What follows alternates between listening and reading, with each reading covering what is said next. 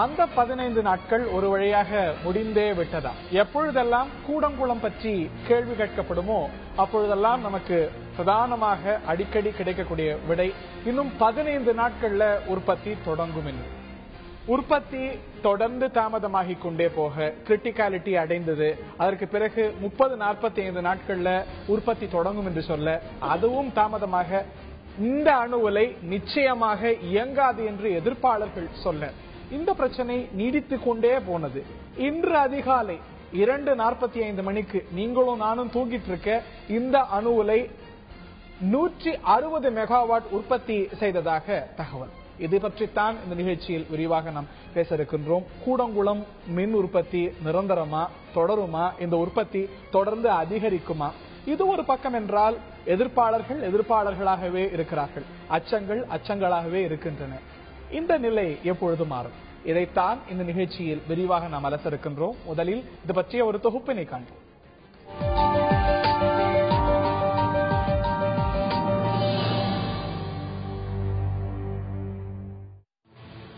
கூடங்குளம் முதல் அணு உலை இன்று செயல்பட தொடங்கியுள்ளது. அதிகாலை 2:45 மணிக்கு இயங்க ஆரம்பித்த முதல் அணு உலையில் இருந்து 75 மெகாவாட் மின் உற்பத்தி நடந்துள்ளதாக தகவல் வெளியாகியுள்ளது. அடுத்த மாதம் நவம்பரில் 1000 மெகாவாட் உற்பத்தியாகும் என மத்திய அமைச்சர் நாராயணசாமி கூறியுள்ளார். ஆனால் அணுமின் நிலையத்தின் உயரதிகாரி பிபிசிக்கு அளித்துள்ள பேட்டியில் இது முழுமையான இயக்கம் அல்ல, துவங்கிய சில மணி நேரத்தில் நிறுத்திவிட்டோம், சோதனை ஓட்டம்தான், இன்னும் சில மாதங்களுக்கு இதுபோல் சோதனை ஓட்டம் நடத்திய பிறகு 400 மெகாவாட் உற்பத்தி நிலையை எட்டிய பிறகே பொதுமக்கள் பயன்பாட்டிற்கு விநியோகிக்கப்படும் என தெரிவித்துள்ளார். கூடங்குளத்தில் மீன் உற்பத்தி செய்யப்பட்டது பொய். ரஷ்யாவில் இந்திய பிரதமர் அந்நாட்டின் பிரதமரோடு பேசும் தருணத்தில் இப்படி ஒரு மின் உற்பத்தி நடந்ததாக சொல்ல வேண்டிய நிர்பந்தத்தால் சொல்கிறார்கள் என கூடங்குளம் அணு உலை எதிர்ப்பு போராட்ட தலைவர் உதயகுமார் தெரிவித்துள்ளார். கூடங்குளம் அணு உலை பாதுகாப்பானது, நவீன தொழில்நுட்பங்களை கொண்டது, நமது மின் தேவைக்கு தவிர்க்க இயலாதது என்று அரசு தரப்பில் தொடர்ந்து தெரிவிக்கப்பட்டு வருகிறது என்றாலும் 1988 போடப்பட்ட இந்த ஒப்பந்தம் 1/4 நூற்றாண்டு காலத்தை கடந்து தற்போது சோதனை ஓட்டத்தை துவங்கியுள்ளது. 1700 கோடி மதிப்பில் போடப்பட்ட திட்டம் தற்போது சுமார் 14,000 கோடி என்ற நிலையை எட்டியுள்ளது. 2008 புதிதாக 6 உரைகளுக்கான ஒப்பந்தம் போடப்பட்டு இன்னும் செயல் வடிவம் பெறவில்லை. இது பாதுகாப்பானதல்ல, ஆபத்து நிறைந்தது என்று கூறி தீவிரமாக போராடி வரும் எதிர்ப்பாளர்கள் இதற்காக ஆயிரக்கணக்கான வழக்குகள், கைதுகளை சந்தித்து இயல்பான வாழ்க்கையில் இருந்து அந்நியப்பட்டுள்ளனர். கூடங்குளத்தில் நிகழ்ந்துள்ள முதல் கட்ட சோதனை ஓட்டம் என்பதை அரசுக்கும் அதன் ஆதரவாளர்களுக்கும் கிடைத்த வெற்றியாக கருத முடியுமா? போராட்டம் தேவையற்றதாக கருதலாமா? இது போன்ற பல கேள்விகள் எழுந்திருக்க இதைத்தான் இன்றைய ஆயுத எழுத்து நிகழ்ச்சியில் விரிவாக நாம் அலச இருக்கின்றோம். இது பற்றி உங்களுடைய பார்வையையும் நீங்கள் SMS வாயிலாக, குறுஞ்செய்தி வாயிலாக பதிவு செய்யலாம். இது சார்ந்த கேள்வி அவ்வப்போது தொலைக்காட்சியில் உங்களுக்கு தெரியும். நீங்களும் இந்த நிகழ்ச்சியில் பங்கெடுத்து உங்களுடைய கருத்துக்களை பதிவு செய்யலாம். இது பற்றி விவாதிப்பதற்காக 3 விருந்தினர்கள் நம்முடைய இருக்கிறார்கள். நம்முடைய திரு தேவசகாயம் IAS, முன்னாள் IAS அதிகாரி திரு MG தேவசகாயம் அவர்கள் இருக்கிறார். உங்களை இந்த நிகழ்ச்சிக்கு வரவேற்கின்றோம். இவர் தொடர்ந்து இந்த அணுவலை பற்றி பல சந்தேகங்களையும் எதிர்ப்புகளையும் எழுப்பி வருபவர். அதே போல காங்கிரஸ் கட்சியை சேர்ந்த மூத்த தலைவர், முன்னாள் சட்டமன்ற உறுப்பினர் திரு ஞானசேகரன் இணைகிறார் அரங்கத்தில். அதே போல எமது மதுரை அரங்கத்திலிருந்து இணைகிறார் விஞ்ஞானி திரு சுப்பிரமணியம். 3 பேரையும் இந்த நிகழ்ச்சிக்கு வரவேற்கின்றோம். நான் திரு தேவசகாயம் அவர்கள்ட்ட ஆரம்பிக்கணும்னு நினைக்கிறேன். இந்த அணு உலை ஜூலை 13ஆம் தேதி கிரிட்டிகாலிட்டி அப்படிங்கிற கட்டத்தை அடைஞ்சது. அப்பல இருந்து அது தாமதமாறதுல இருந்து நீங்க எல்லாம் சொல்லி வர விஷயம் என்னவென்றால், இது இயங்காது, இதுல நிறைய பிரச்சனை இருக்கிறது, இது செத்தே போயிடுச்சு அப்படின்னாங்க. ஆனால் இயங்கிடுச்சு. இன்று அதிகாலையிலிருந்து துவங்கிடுச்சு, உற்பத்தியை தொடங்கிடுச்சு. என்ன சொல்றீங்க? நான் எனக்கு கருத்தை தெரிவிக்கிறதுக்கு முன்னால, நேற்று பகலில் மாஸ்கோவில் என்ன நடந்தது, சாயங்காலம் மாஸ்கோவில் என்ன நடந்தது, நேற்று ராத்திரி கூடங்குளத்தில் என்ன நடந்துங்கிற முதல்ல சொல்றேன். எனக்கு கருத்து சொல்றாம உண்மையில என்ன நடந்தது. பிரதம மந்திரியும் அவர் கூட உள்ள அதிகாரிகள் எல்லாம் ரஷ்யாவுக்கு போயிருந்தாங்க 2 நாளைக்கு முன்னால. அதுக்கு ஒரு வாரத்துக்கு முன்னாலேயே டெல்லியில மும்முரமா வேலைகள் நடந்துகிட்டு இருந்து கூடங்குளம் 3 and 4 எப்படியாவது கையெழுத்தாயிரணும் பாடுபட்டு இல்ல ஏன் ஆகல. பாடுபட்டு இருக்கும்போது என்ன பண்ண அந்த நியூக்ளியர் லைபிலிட்டி அது ஒரு சட்டம் இருக்கு, பாராளுமன்ற இயக்க சட்டம் இருக்கிறதுனால அதுக்கு எகென்ஸ்ட் போக முடியாது. போன உடனே சுப்ரீம் கோர்ட் அதை ஸ்ட்ரைக் டவுன் பண்ணிடும். ஒரு ஆல்டர்னேட்டிவா கொண்டு வந்து ஜெனரல் இன்சூரன்ஸ் கம்பெனியை கொண்டு வந்து இன்சூரன்ஸ் பண்ண ஆக்கலான்னு டிஸ்கஸ் பண்ணிட்டு இருந்தாங்க. பல ஆல்டர்னேட் டிஸ்கஸ் பண்ணிட்டு ரஷ்யாவுக்கு போய் எப்படியாவது கையெழுத்து போடலான்னு போகும்போது அங்க போறதுக்கு அப்புறம் தெரிஞ்சு போச்சு இது கையெழுத்து போட முடியாது. ஓகே, கையெழுத்து போட முடியாதுன்னு சொன்ன உடனே நேற்று சாயங்காலம் டின்னர்ல போகும்போது அங்க உள்ள 9 மணின்னா நமக்கு 10:30 மணி, 1.5 மணி நேரம் வித்தியாசம். அப்போ ஏதாவது பண்ணி ஆகணுமே. ஏன்னா டிசம்பர் 2011 உங்களுக்கு ஞாபகம் இருக்கும், பிரதமர் ரஷ்யாவுக்கு போய் இதே விளாடிமிர் புட்டின்கிட்ட என்ன ஒரு மாசத்துக்குள்ள இயங்க ஆரம்பிச்சிடும், மின்சார உற்பத்தி ஆரம்பிச்சிடும் சொல்லிட்டு வந்தாரு. இங்கே வந்து அதை கன்ஃபார்ம் பண்ணாரு மார்ச் 2012 2 வருஷம் ஆக போகுது. அது ஆகிறதுனால இவர் ஏதாவது பண்ணணும்ட்டு அங்கிருந்து இன்ஸ்ட்ரக்ஷன்ஸ் வந்து இவங்களை ஸ்டாப் பண்றதுக்கு. காலையில இதுக்கு நான் ஏன் சொல்ல வரேன்னா இதெல்லாம் அனுமானம், எந்த அனுமானம் இல்ல, கம்ப்ளீட் ஒரு வாரத்துக்கு முன்னால இப்போ கிரிட்டிக்கல் ஜனவரி ஜூலை 13 சொன்னீங்க இல்லையா, அதுல இருந்தே இப்போ வருது சொல்லிட்டு இருக்காங்க. சரி, வரல. ஒரு பிரச்சனை டெக்னிக்கல் பிரச்சனை வந்துகிட்டே இருந்தது. சரி, ஒவ்வொன்னா சால்வ் பண்றேன்னு சொல்லிட்டு இருந்தாங்க. சரி, இந்த போன 16ஆம் தேதி நீங்க ஹிந்து ரிப்போர்ட்டை பாத்தீங்கன்னா, இந்தியன் எக்ஸ்பிரஸ்ல பாத்தீங்கன்னா சொல்லியிருக்காங்க என்ன ஒரு புதுசா ஒரு பிரச்சனை வந்திருக்கு, லோ பிரஷர், அதாவது இந்த ஸ்டீம் ஜெனரேஷன்ல லோ பிரஷர் வந்திருக்கு. இந்த பிரச்சனை எனக்கு சரி பண்ணிக்கிட்டு இருக்கோம். இது நவம்பர் கடைசி வரதான் ஸ்டார்ட் பண்ண சொல்றாங்க. சரி, சொல்லிட்டு இருக்கும்போது நவம்பர் கடைசிக்கு என்ன ஒரு மாசம் இருக்கு. அப்படி இல்ல அதற்கு முன்னாடி இது ஏன் தீர்ந்திருக்க கூடாது, எந்த அடிப்படையில் லெட் மீ கம்ப்ளீட் அது கம்ப்ளீட் பண்ணும்போது உங்களுக்கு புரிஞ்சிடும். இப்படி இருக்கும்போது இவங்க என்ன பண்றாங்க, உத்தரவு எங்க இருந்தோ மேல இருந்து வரும்போது 2:45 மணிக்கு ஸ்டார்ட் பண்றாங்க. சரி, 150 மெகாவாட் வரை இது ஜெனரேஷன் ஆகுது. அதுல 75 மெகாவாட் ஓன் கன்சம்ஷனுக்கு எடுத்துக்கிறாங்க. 75 மெகாவாட் கிரிட்ல சிங்க்ரனைஸ்க்கு போகுது. சரி, 4:34க்கு கரெக்டா பயங்கர சத்தம் போட்டு வெடிச்சு அவுட்டேஜ் ஆகுது, ட்ரிப் ஆகி அவுட்டேஜ் ஆகுது. இத பற்றி கேள்வி எழுந்த பொழுது இது வந்து ஏற்கனவே எக்ஸ்பெக்டட் அவுட்டேஜ் தான், அவுட்டேஜ் ஆன்டிசிபேட் பண்ணணும். அப்பட்டமான போய் நான் பல நிபுணர்கள்ட்ட கலந்து ஆலோசனை வந்திருக்கேன். இப்போ இது அவுட்டேஜ், போஸ்ட் அவுட்டேஜ், ட்ரிப் ஆகி அவுட்டேஜ் ஆனது. நாளையில இருந்து 400 மெகாவாட் உற்பத்தி ஆகும், 500 மெகாவாட் இன்க்ரீஸ் ஆகும். இல்ல இப்ப ஆக மொத்தத்துல என்ன கருத்து சொல்ல வரீங்க? இது வந்து என்னன்னா இது வந்து ஆர்டிபிஷியல் மாஸ்கோல இருந்து எட்ட உத்தரவுல பண்ணி இது ஒரு பெரிய ரிஸ்க் எடுத்திருக்காங்கன்னு சொல்றேன். இது சிங்க்ரனைஸ் ஆனதாக சொல்லப்படுது, வெற்றி அடையல அப்படிங்கிறது உங்களுடைய பார்வை. நாளையில இருந்து 400 மெகாவாட் உற்பத்தி ஆகும், அதற்கு பிறகு 1000 மெகாவாட் வரைக்கும் அடுத்த மாதம், அதுக்கு அடுத்த மாதங்கள்ல போகும் அப்படின்னு அரசாங்கம் சொல்கிறது. அவர் திரு தேவசாயம் சொல்வது போல பிரதமருடைய ரஷ்ய பயணத்திற்கும் இந்த அறிவிப்புக்கும் தொடர்புகள் இருக்கிறதா, இதுல அது சார்ந்த அரசியல் இருக்கிறதா? தொடர்ந்து கேட்கலாம் ஒரு சிறிய இடைவெளிக்கு பின்னால்.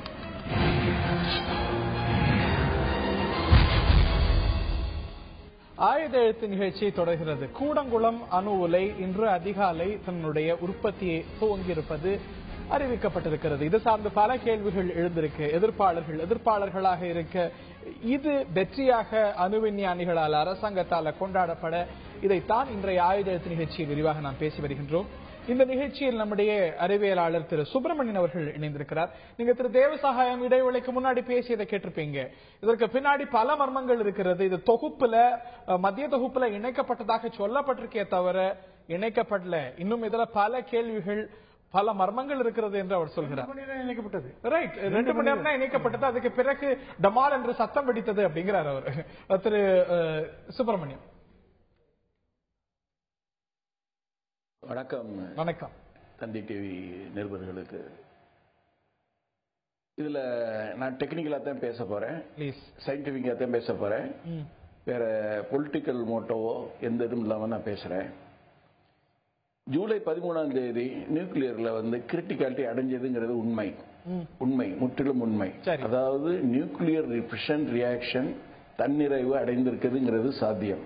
அதாவது ஒரு அணுவை உடைத்தால் உண்டாகக்கூடிய வெப்பத்தை கட்டுப்படுத்தக்கூடிய நிலைக்கு பேர் தான் கிரிட்டிகாலிட்டி. அதை நான் ஜூலை 13ஆம் தேதி அடைஞ்சிருச்சு. அதுக்கு பிறகு அதுல வரக்கூடிய வெப்பத்தை எப்படி நீங்க ஸ்டீமா உண்டாக்கி, தண்ணியை சூடாக்கி, தண்ணி ஸ்டீம் ஆகி, ஸ்டீம் வந்து டர்பைனை ஓட்டி, டர்பைன் ஜெனரேட்டரை ஓட்டி பவர் கொடுக்குதுங்கிறது பூரா வந்து ஒரு சாதாரண ஒரு எப்பயும் இந்தியாவில் நடக்கக்கூடிய ஒரு technical issue, not related to nuclear issue. Nuclear என்னைக்கு கிரிட்டிகாலிட்டி நடந்ததோ அன்னைக்கே nuclear science is over. Technologically பாத்தீங்கன்னா டர்பைன் ஓடுறது 3000 RPM ஓடுது. 3000 RPM ஓடுற சமயத்தில் அது கொடுக்கக்கூடிய பவர் வந்து 50 hertz 50 cycles per second plus minus 3%ங்கிறது ஸ்பெசிபிகேஷன் கொடுத்திருக்காங்க. அப்படி பார்த்தோம்னா அந்த ஸ்பெசிபிகேஷனுக்குள்ள இந்த டர்பைன் ஓடி டர்பைன் ஸ்பீடை கண்ட்ரோல் பண்ணி இந்த வோல்டேஜ் கொடுக்கணும். இந்த கொடுக்கிற ப்ராசஸ் தான் ஜூலை 13 இருந்து இன்னைக்கு வரைக்கும் நடந்திருக்கு. இன்னைக்கு நடந்திருக்கிறதுல நான் விஞ்ஞான ரீதியில வந்து கிடைச்சிருக்குங்கிறதுக்கு ஒரு ஆதாரம் என்ன சொல்லலாம்னா, கிடைச்ச பவரை வந்து இந்தியன் நேஷனல் கிரிட் எலக்ட்ரிசிட்டி போர்டுல கொடுத்திருக்காங்க. அந்த லாக் நம்ம செக் பண்ணோம்னா போதும். இல்ல அதுதான் இருக்கு. அதுல என்ன சொல்லப்படுது அப்படின்னா, synchronise for the first time at 2:45 AM, ஆனா செகண்டரி சிஸ்டம் ட்ரபிள்ட் அப்படின்னு இருக்கு. அந்த ட்ரபிள தான் அவர் கேள்வி கேட்கிறார், என்ன ட்ரபிள்? அது ஏன் சொல்றது, அது நான் சொல்ல வந்தேன். டெக்னிக்கலா தான் நான் சொல்றேன். டெக்னிக்கலா சொல்றேன். ஏன்னா இந்த frequency matching and load balancing இது வந்து pure electrical transmission technology. Electrical transmission technology.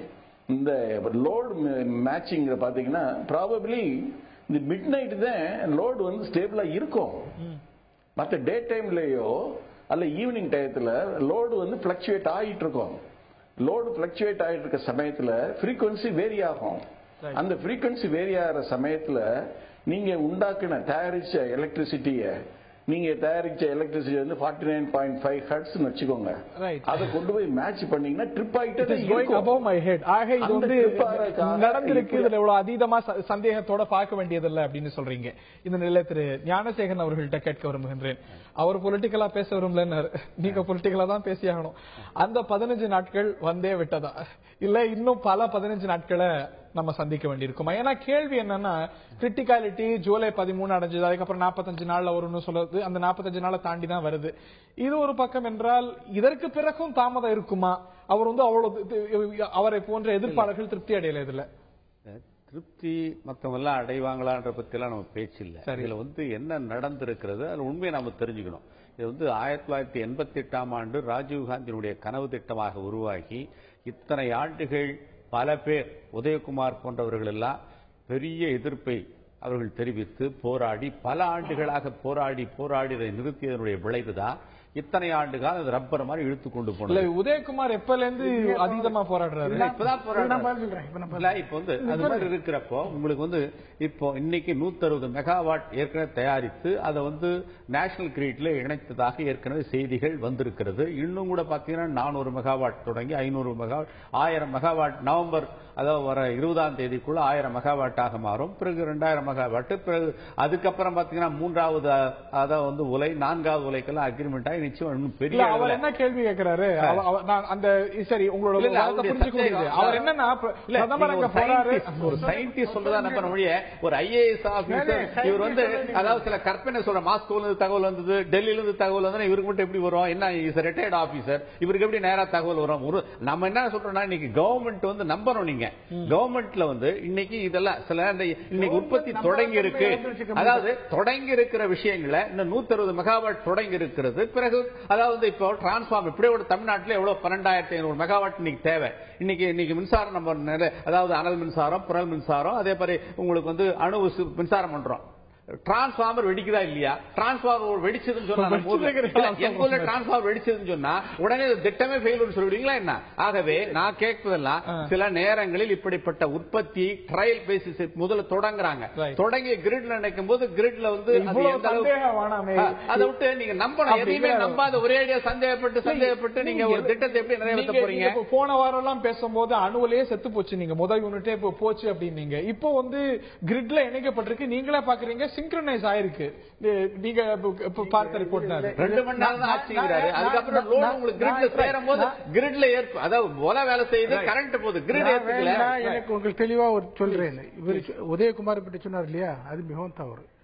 அதாவது 2005 எல்லா எக்யூப்மெண்ட்ஸ் வந்து எல்லாம் கம்ப்ளீட் பண்ணி கன்ஸ்ட்ரக்ஷன் பண்ணி அவங்களே NPSA அனௌன்ஸ் பண்ணிட்டாங்க டிசம்பர் 2007 கமிஷன் பண்ணிடுவோம். 2007 இவர் அந்த என்பிஎஸ்சிக்கு தலைவராக வந்து அகர்வாலே பெரிய கட்டுரையில் இருக்காரு. இல்ல அந்த டெட்லைனுக்காக நம்ம மிஸ் பண்ணிட்டோம். ஓகே, நம்ம இது நிறைய பேசிட்டோம். தமிழ்நாட்டுல ஒரு பெரிய போராட்டம் நடக்கிறப்போ கடல்ல போய் நிக்கிறான், சுத்தி நிக்கிறான், எல்லாரும் தயாரிக்க கூடாதுங்கறா. இந்த அச்சத்தை போக்க வேண்டிய கடமை அரசாங்கத்துக்கு இருக்கிறது பிரச்சனை. இந்த பேசுறவங்க அச்சத்தை ஒன்னும் போக்கல, அச்சத்தை ஜாஸ்தி தான் பண்ணி வச்சிருக்காங்க. இப்போ 2007 டிசம்பர்ல அது எந்த வேர்டு யூஸ் பண்ணிருக்காங்க, கிரிட்டிகாலிட்டி அப்ளை பண்ணணும் 2007 டிசம்பர்ல பண்ணல. 8, 9, 10, 11, 12, 11 எல்லாம் நம்ம பிரசிடென்ட் அப்துல் கலாமே போய் கிளியரன்ஸ் கொடுத்துட்டாரு, எல்லாமே கிளியரன்ஸ் கொடுத்துட்டாங்க. அப்புறம் வந்து எல்லாம் கடந்து வந்து 2013 கிரிட்டிகாலிட்டி ஆரம்பிச்சது.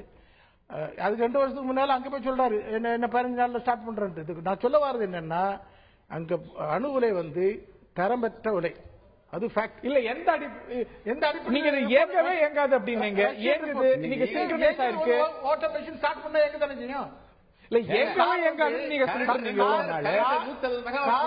இருக்கும்போது ஸ்டார்ட் பண்ணி ஒரு மைல் ஓடத்தான் செய்யும். இல்ல இன்னைக்கு ஓடுமா? இன்னைக்கு ஆரம்பிச்சதுல உங்களுக்கு என்ன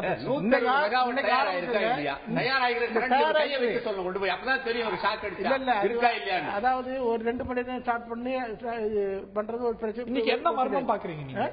இதுல இன்னைக்கு என்ன இதே பிரச்சனை போன வாரம் உங்களுக்கு தெரிஞ்சது, இந்த பிரச்சனை இருந்தா கூட ஸ்டார்ட் பண்ணிருக்காங்க. அப்புறம் ட்ரிப் ஆயிருக்கு, ட்ரிப் ஆகி இன்னைக்கு தான் ஆரம்பிச்சிருச்சு, இன்னைக்கு தான் கிரிட்டுக்கு போச்சு, உற்பத்தி ஆயிருக்கே, நாளையில இருந்து தொடர்ந்து உற்பத்தி ஆகும். ஏன் அதை வந்து ஆகாதுங்கிறீங்க? நாளைக்கு பாப்போம். இல்ல இன்னைக்கு ஆயிருக்கிறத இந்த பேக்ரவுண்ட பாக்கும்போது இவங்க சொல்றது எல்லாம் ஒண்ணுமே உண்மையா வரல. ஏன் ரஷ்யாவில் அங்க உட்கார்ந்துருக்குமா அன்னைக்கு ராத்திரி வந்து சம்பந்தப்படுத்த வேண்டிய அவசியம் இல்ல. ரஷ்யா எதனால சம்பந்தப்படுத்துறீங்க? அங்க இருந்து இந்த 3 and 4 கையெழுத்து போட முடியல, வருத்தம் தெரிவித்தார்கள். எதையாவது ஸ்டார்ட் பண்ணி நாங்க, அதாவது டின்னர்ல பேசும்போது விளாடிமிர் புட்டின் சொல்றாரு, within the next few hours Kudankulam 1 will be connected to the grid. அவர் அனௌன்ஸ் பண்றாரு, ரஷ்யன் பிரசிடென்ட் அனௌன்ஸ் பண்றாரு. அதாவது அதுக்கு 3 மணி நேரம் கழிச்சு இங்க ஸ்டார்ட் ஆகுது. இல்ல இந்த அணு உலை அப்படிங்கிறது ரஷ்யாவுக்கும் இந்தியாவுக்கும் ஏற்பட்ட ஒப்பந்தத்துல வந்தது தானே. அவர் சொல்றதுல என்ன தவறு பார்க்கறீங்க? இந்த அட்மாஸ்பியர்ல தவறு 5-6 வருஷம் கழிச்சு சொல்லக்கூடாது. பல பிரச்சனைகள் இருக்கு. நீங்க சொல்லி உற்பத்தியாளனா பரவாயில்ல, என்ன இஷ்யூ மாஸ்கோல பேசுறாங்களோ டெல்லியில பேசுறாங்க, தயாராச்சா இல்லையா? தயாராகி 160 மெகாவாட் வந்துச்சா இல்லையா? அதை நீங்க வந்து தயாரே ஆகாதுன்னு சொன்னீங்க. 160 மெகாவாட் கரண்ட் உற்பத்தி ஆனது ஏத்துக்குங்க, நாளைக்கு தயாராகும். உற்பத்தி ஆனது, ஆனா இது பண்ணி இருக்க கூடாதுங்கிறது பப்ளிக் அக்கவுண்ட்ஸ் கமிட்டியே சொல்றாங்க. நான் உங்கள்ட்ட சொல்றேன், இன்னைக்கு காலையில பண்ணிருக்க கூடாது. ரொம்ப முக்கியமான செய்தி, போன வாரம் பப்ளிக் அக்கவுண்ட்ஸ் இந்த ஏஇஆர்பி தானே கிளியரன்ஸ் கொடுத்து பண்றாங்க. சரி, அட்டாமிக் அதை பத்தி பப்ளிக் அக்கவுண்ட்ஸ் கமிட்டி என்ன சொல்லிருக்கான்னு பாருங்க. It is noted that the AERB's legal status remains that of a mere subordinate authority with powers delegated to it by the central government. Sorry. The committee said that failure to have an autonomous, independent regulator is clearly fraught with grave risks. இதுல கூடங்குளத்தை பத்தி கூடங்குளம் இயங்க கூடாதுன்னு இப்ப BSc சொல்றதா? AERB clearance கொடுத்தது சரியில்லை, அவங்க அந்த கெபாசிட்டி இல்லைங்கறாங்க. Is it pertaining to கூடங்குளம்? Yes, all nuclear plants. Public accounts கமிட்டின்றது பொதுவாக அதற்கு செலவிட்ட பணங்களை பற்றி தான் பேசுவாங்களே ஒழிய, அதாவது சயின்டிஸ்டுகள் வந்து குறை நிறைகள் அதான் சொல்ல முடியாது. அதாவது பணம் எவ்வளவு செலவாச்சு, அந்த பணம் உருப்படியா செலவாச்சா இல்லையான்றதுதான் அக்கவுண்ட்ஸ் கமிட்டியினுடைய வேலை. நான் பப்ளிக் அக்கவுண்ட்ஸ் சேர்மனா இருந்திருக்கேன், நானே பல பேசியிருக்கேன். பப்ளிக் அக்கவுண்ட்ஸ் கமிட்டியினுடைய வேலையை வந்து கணக்கா சொல்றதுதான். தயாராச்சா இல்லையான்றத இந்த அணுவுலை இந்த தேதியில இப்படி இயங்க கூடாதுன்னு அந்த பிஎஸ்சில கூட இருக்கா? பிஎஸ்சில நானே பிஎஸ்சி சேர்மனா இருந்திருக்கேன்.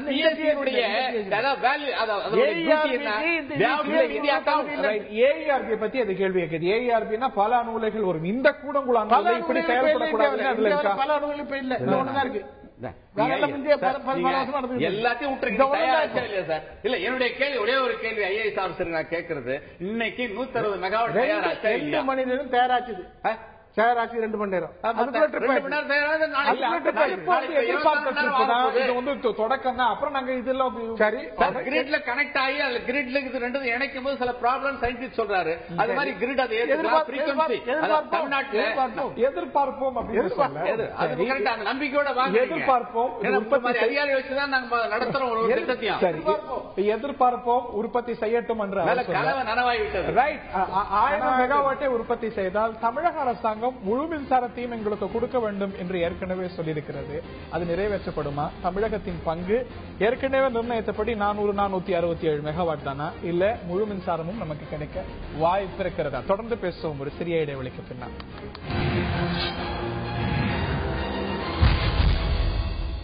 கூடங்குளம் அணு உலை இன்று அதிகாலை மின் தொகுப்பில் இணைக்கப்பட்டிருக்கிறது. தொடர்ந்து தன்னுடைய மின் உற்பத்தியை இது அதிகரிக்கும் என்று சொல்ல இதை நம்புவதற்கு சிலர் தயாராக இல்லை. நிச்சயமாக இதுல பல கோளாறுகள் இருக்கின்றன என்ற சந்தேகம் ஒரு புறம் இருக்கு. அதுதான் வந்துவிட்டதே, நிச்சயம் அதிகமாக தொடர்ந்து தன்னுடைய உற்பத்தியை பெருக்கிக் கொண்டே போகும் என்று சொல்ல இது சார்ந்த விவாதங்கள் முடிந்த பாடில்லை. இந்த நிகழ்ச்சியில் நம்முடைய திரு தேவசகாயம் IAS, அதே போல திரு ஞானசேகரன் காங்கிரஸ் கட்சியை சேர்ந்த முன்னாள் சட்டமன்ற உறுப்பினர் மற்றும் முன்னாள் விஞ்ஞானி திரு சுப்பிரமணியன் ஆகியோர் இணைந்திருக்கிறார்கள். திரு சுப்பிரமணியன், நீங்க பார்த்திருப்பீங்க, நாளைக்கு உற்பத்தியை அது அதிகரிக்கும் என்று சொல்லும் பொழுதும் கூட நம்புவதற்கு தயாராக இல்லை எதிர்ப்பாளர்கள், திரு தேவசகாயம் உள்ளிட்டோர். காரணம் என்னவென்றால் பல டெட்லைன்ஸ் இப்படிதான் மிஸ் ஆயிருக்கு. கிரிட்டிகாலிட்டி அடைஞ்சு 45 நாள்ல செயல்படும், எங்க செயல்படல. போன வாரம் சொல்லப்பட்ட விஷயம் நவம்பர்ல தான் செயல்படும், இன்னைக்கு செயல்படுத்தப்படுகிறது. ஆக தொடர்ந்து பல 15 நாட்கள் மிஸ் ஆனதுனால இந்த முறையும் இவர்கள்லாம் நம்புறதுக்கு தயாராக இல்லையோன்னு நினைக்க தோணுது. இதுல என்னுடைய பாயிண்ட் என்ன சொல்ல வரேன்னா, atomic energy regulatory board AERB அப்படிங்கிறவங்க தான் டெஸ்ட் பண்ணி கிளியரன்ஸ் கொடுப்பாங்க. அவங்க ஒவ்வொரு ஸ்டேஜ்லயும் இந்த டெஸ்ட் பண்ணி எனக்கு ரிப்போர்ட் கொடு, இந்த டெஸ்ட் பண்ணி எனக்கு ரிப்போர்ட் கொடு அப்படின்னு ஒவ்வொரு ஸ்டேஜ்லயும் கேட்பாங்க. அவங்க கேட்கிற இது மீட் ஆகாட்டி ப்ரொசீட் பண்ண முடியாது. அப்படி ப்ரொசீட் பண்ண முடியாத சமயத்தில் ஒவ்வொரு ஸ்டேஜ்லயும் அவங்க கிளியரன்ஸ் வாங்கி வாங்கி வாங்கிட்டே இப்ப போறோம். அப்படி போறதுனாலதான் இதுக்கு நமக்கு நம்ம டயத்தை சொல்ல முடிய மாட்டேங்குது. இப்ப டயத்தை ஏன் சொல்ல முடிய மாட்டேங்குதுன்னா, AERBங்கிறது ஒரு ரெகுலேட்டரி போர்டு. ஈவன் தோ அது அட்டாமிக் எனர்ஜி கீழே இருந்தாலும் அது ஒரு செப்பரேட் பாடி. அவங்களுக்கு என்னென்ன இதுக்கு சாட்டிஸ்ஃபை ஆனாத்தே அவங்க கிளியரன்ஸ் கொடுப்பாங்க. இதே ஆர்குமெண்ட் நம்ம AERB அட்டாமிக் எனர்ஜி கீழே இருக்கு அப்படிங்கிற ஆர்குமெண்ட் போட்டிருக்கு இருந்துச்சுன்னா ஒரு 4 மாசத்துக்கு முன்னாடியே கொடுத்துருக்கலாமே. இதே சேம் கண்ட்ரோல்ல இருந்துச்சுன்னா அப்பயே கொடுத்துருக்கலாமே. No, atomic energy regulatory board ஒரு ஸ்ட்ரிக்ட் இன்ஸ்பெக்ஷன் பாடி. அவங்க சில விதிமுறைகளை வச்சிருக்காங்க. அதுல பிரச்சனைகள் இருக்கும் என்றால் 30ல இருந்து 45 நாள் ஜூலைல இருந்து உற்பத்தி ஆகும்னு எப்படி எந்த அடிப்படையில சொல்லப்பட்டது? ஈச் ஸ்டேஜ் இன்ஸ்பெக்ஷன் ஒவ்வொரு இன்ஸ்பெக்ஷன்லயும் அவங்க கிளியரன்ஸ் கொடுத்துக்கிட்டே இருக்கணும். அந்த கிளியரன்ஸ் அவங்க சாட்டிஸ்ஃபை ஆகாட்டி இந்த பார்ட்டை மாத்து அல்ல இந்த இதுக்கு போ அப்படின்னு அவங்க ஸ்பெஷல் ப்ரொசீஜர் கொடுப்பாங்க. அந்த ப்ரொசீஜரை மீட் பண்ணாதான் நம்ம ஃபர்தர் ப்ரொசீட் பண்ண முடியும். சோ AERB ரெகுலேஷன்ஸ் மீட் பண்றதுக்கு நம்ம ஒவ்வொரு ஸ்டேஜா கிராஸ் பண்ணி வந்திருக்கோம். Even now I am telling you 400 megawatt வந்தாலுமே டோன்ட் ஆஸ்க் நாளைக்கு 1000 மெகாவாட் கொடுன்னு சொல்லி கேட்காதீங்க. ஏன்னா அவங்க கண்டிஷன் படி 400 மெகாவாட்ல 5 நாள் ஓட்டி எனக்கு டெமான்ஸ்ட்ரேட் பண்ணுன்னு சொல்றாங்க. 5 நாள் ஓட்டி டெமான்ஸ்ட்ரேட் பண்ணி அறிக்கையில சொல்லப்படுது. முதல்ல 160 மெகாவாட், அப்புறம் 500 மெகாவாட், 750 மெகாவாட், 1000 மெகாவாட் நீங்க அறிக்கையில கொடுத்து வரலன்னா கேட்காதீங்கன்னு கேட்டா எப்படி? நாளைக்குன்னு கேட்காதீங்க. இல்ல, நான் சொல்றது அந்த ஸ்டேஜ் இன்ஸ்பெக்ஷன்ல 160 மெகாவாட் முடிஞ்ச உடனே 160 மெகாவாட் முடிஞ்சதும் ஒரு இன்ஸ்பெக்ஷன், 400 மெகாவாட் முடிஞ்ச ஒரு இன்ஸ்பெக்ஷன். அந்த ஸ்டேஜ் கிளியரன்ஸ் பண்ணாதான் அவங்க ப்ரொசீட் பண்ண முடியும். இதனாலதான் உங்களுக்கு இந்த டிலே வர்றது. இவங்க they are not able to commit because AERB is a separate body, inspection body. Atomic energy கீழே இருந்தாலும் அவங்ககிட்ட கிளியரன்ஸ் வாங்குறது நீங்க எது ஈஸியா வாங்க முடியாது. அவங்ககிட்ட நீங்க அப்படிங்கிறீங்க. AERB பற்றி திரு தேவசாயம் வேற விமர்சனத்தை வைக்கிறார். திரு ஞானசேகரன் அவர்கள்ட்ட கேட்க விரும்புகிறேன். அறிவியலாளர்கள் இதற்கான டிலேக்கான காரணங்களை சொல்றாங்க.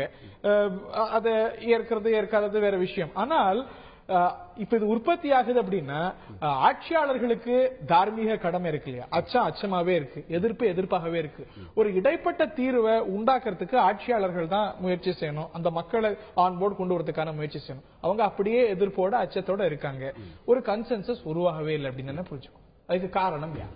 இல்ல, நம்ம ஒரு திட்டத்தை அரசாங்கம் தொடங்குகிற போது நிச்சயமா அந்த பகுதியில் இருக்கக்கூடிய மக்களுடைய அச்சத்தை போக்க வேண்டியது அரசனுடைய கடமை என்பதிலே மாறுபட்ட கருத்து யாருக்கும் இல்லை. ஆனால் அந்த அச்சம் கொஞ்சம் கூட அடிப்படை இல்லாமல் சந்தேகத்தின் அடிப்படையிலே இருக்குமே. ஆனால் ஒவ்வொரு மனிதனுடைய சந்தேகத்தை நம்மால போயிட்டு தீர்த்து வைக்க முடியாது. நமக்கு வந்து இந்திய நாட்டில் அதாவது 120 கோடி ஜனங்கள் இருக்காங்கன்னாக்கா அதுல வந்து நம்ம ஐஏஎஸ் ஆபீசர் மாதிரி ஆட்களும் சில பேருமே சந்தேகத்தை கிளக்கிறப்போ அந்த சாமானிய மக்கள் இன்னும் அதிகமாக கிளப்ப ஆரம்பிச்சிருவாங்க. காரணம் இதுல வந்து ஐஏஎஸ் ஆபீசர் பிகாஸ் ஐஏஎஸ் அதிகாரிகளுடைய சந்தேகத்தை அவங்களால போக்க முடியல. காரணம் சில பேர் என்ன பண்றாங்க, இவங்களே சில நேரங்கள்ல வந்து என்ன பண்றாங்கன்னாக்கா அரசாங்கம் வந்து இவங்க அரசாங்கத்தில் இருக்கும்போது இவங்க போடுற திட்டத்தை அப்ப எல்லாம் நம்பணும், ரிட்டையர் ஆன பின்னாடி நம்ம கூட அனுப்பிடுறாங்க. இதெல்லாம் என்ன ஆகுதுன்னா உங்களுக்கு அரசாங்கம் செய்யக்கூடிய திட்டங்களை கொஞ்சம் நம்புங்க. காரணம் இப்போ இவ்வளவு உற்பத்தி ஏற்கனவே நம்ம கிட்ட கல்பாக்கம் நம்ம பக்கத்துல மெட்ராஸ் பக்கத்துல இருக்கு. என்ன பெருசா என்ன பெரிய அச்சம் வந்துருச்சு, என்ன மக்கள் பாதிக்கப்பட்டாங்க. இன்னைக்கு நம்ம அந்த கல்பாக்கத்தால் நம்ம பயனடையிலையா? அதே மாதிரி இன்னைக்கு வந்து 12,500 மெகாவாட் நமக்கு தேவைன்னு தமிழ்நாட்டுக்கு இருக்கிறப்போ நமக்கு 9,000 மெகாவாட் தான் இன்னைக்கு கிடைக்குது. மின்வெட்டால மக்கள் எவ்வளவு அவதிப்படுறோம். இதையெல்லாம் தீர்க்க வேண்டும்ன்றதுக்காக தமிழகத்தினுடைய முதலமைச்சர் பூரா மின்சாரத்தையும் எங்க தமிழ்நாட்டுக்கே கொடுக்கணும் ஒரு கோரிக்கை வைக்கிறாங்க. இப்படி எல்லாம் இல்ல, நான் முடிச்சிடுறேன். இப்படி எல்லாம் இருக்கிறப்போ சந்தேகத்தை, அதாவது இப்போ உதயகுமார் மாதிரி ஆட்கள் வந்து வெளிநாட்டில் வரக்கூடிய பணத்தை வாங்கி வச்சுக்கிட்டு அமெரிக்க பணத்தை அமெரிக்க தூண்டுதல் காரணமா அவங்க சந்தேகத்தை தீர்க்கவே முடியாது. அரசாங்கம் திட்டம் போட்டதுதான் நிச்சயம் மின்சார உற்பத்தி ஆகும். உங்களுக்கு வந்து 2000 மெகாவாட் கூடிய விரைவில் நிச்சயம் தயார் பண்ணுவது நம்புங்க. வெளிநாட்டில இருந்து பணம் வாங்குறவங்க உங்க அமைச்சர்கள் தான்.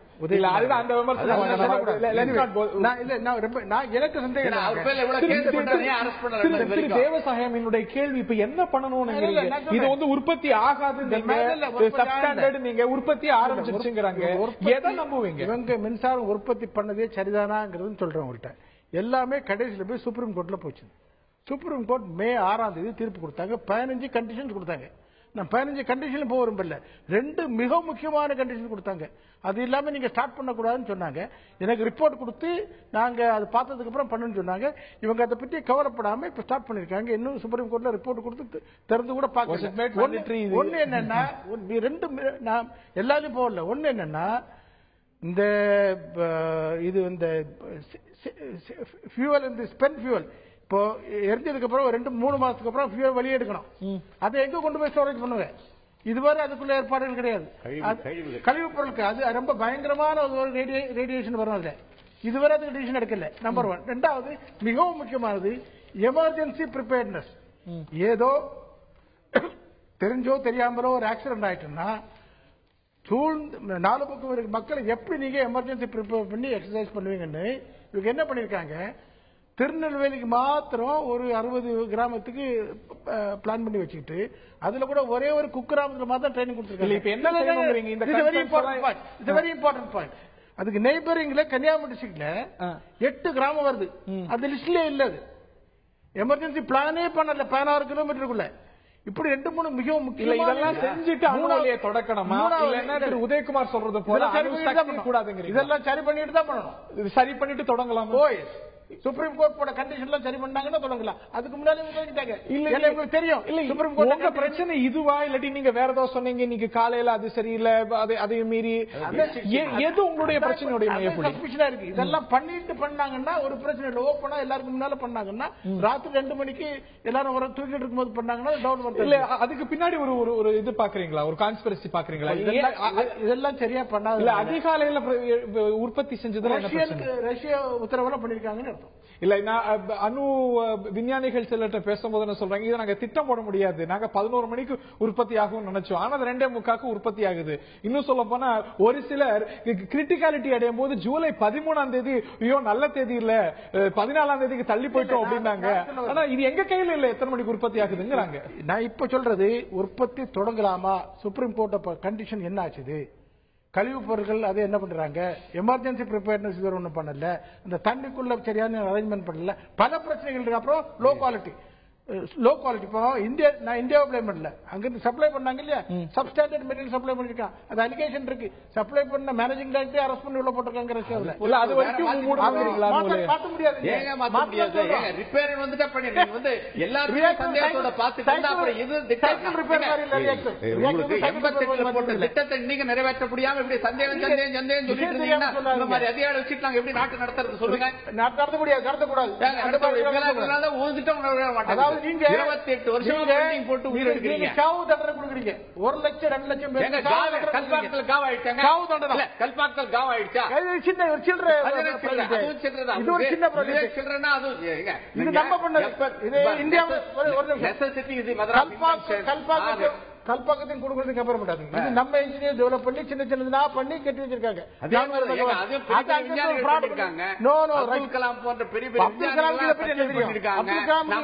நாமெல்லாம் காமனஸ். நீங்க நான் வக்கீலுக்கு படிச்சேன். நம்ம அதை பேசுறதுக்கு அந்த அளவு தகுதி இல்ல. ஆகவே நீங்க வந்து நம்ப முடியாது. மெகாவாட் வந்துருச்சு. மன்னிக்கணும், குறிக்கிறதுக்கு மன்னிக்கணும். இப்ப நேர்கள்ட்டையும் கேட்டிருந்தோம், இந்த கூடங்குளம் உற்பத்தி நிரந்தரம்னு நினைக்கிறீங்களா, தற்காலிகம் நினைக்கிறீங்களா, தெரியாது அப்படின்னு நினைக்கிறீங்களா அப்படின்னு நேர்கள் SMS வாயிலாக பதில் அனுப்பிச்சிருக்கீங்க. இது பற்றி அந்த பார்வைகள், நேர்களாகிய உங்களுடைய கருத்து இதோ.